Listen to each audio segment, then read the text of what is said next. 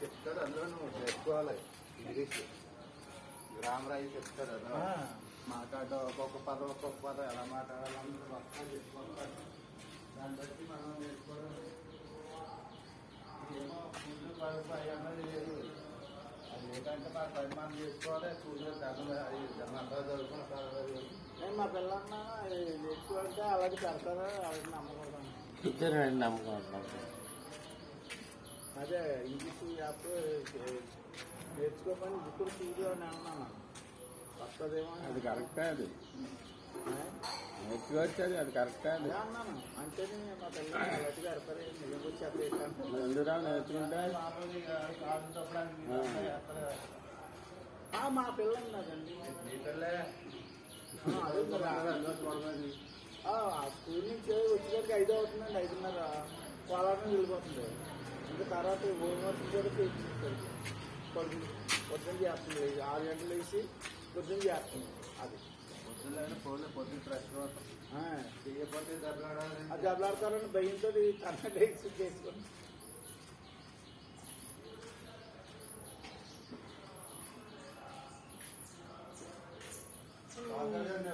పూలు చూస్తూ ఉండాలి. ఇక్కడ కాపలా ఇంకో 2 రౌండ్లు వేస్తారనుకున్నా. ఆళ్ళు తిరిగాలి అయిపోయి అయితే సంత బజార్లో ఉప్పు చేపలు కొన్నట్టు ఇలా తిరిగాలి.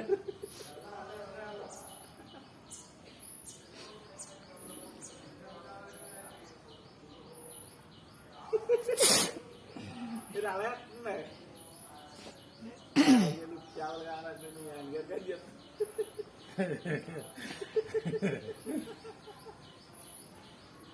ఫాస్ట్గా తిరుగు.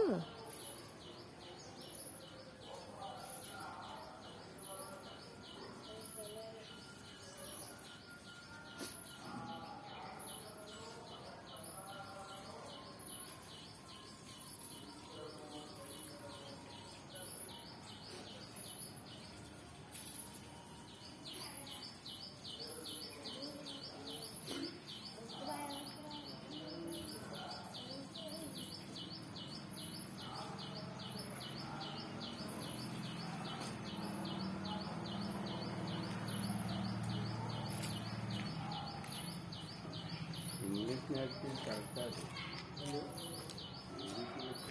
అదే కరెక్టేనా మా పిల్లలు చేసుకో అని అంటున్నాను.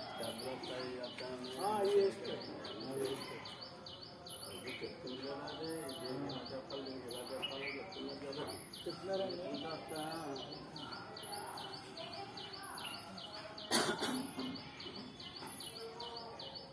పొరటి ఇంగ్లీష్ బలిపడతాను. చిన్న పిల్లలు మాట్లాడేది.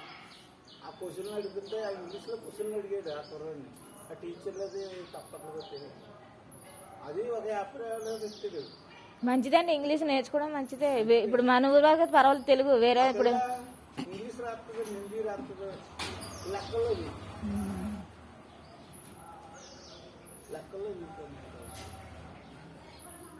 ఇప్పుడు అమెరికా గట్ట వెళ్ళారు అనుకోండి, ఇంగ్లీషే ఉండాలి అక్కడ. అది ఏమో అదృష్టం బాగుంటే వెళ్ళొచ్చేమో. మా పిల్లకి ఏదో కష్టపడి కూడా ఇచ్చుంటే అనుకుంటానండి. ఒక ఇల్లుంది.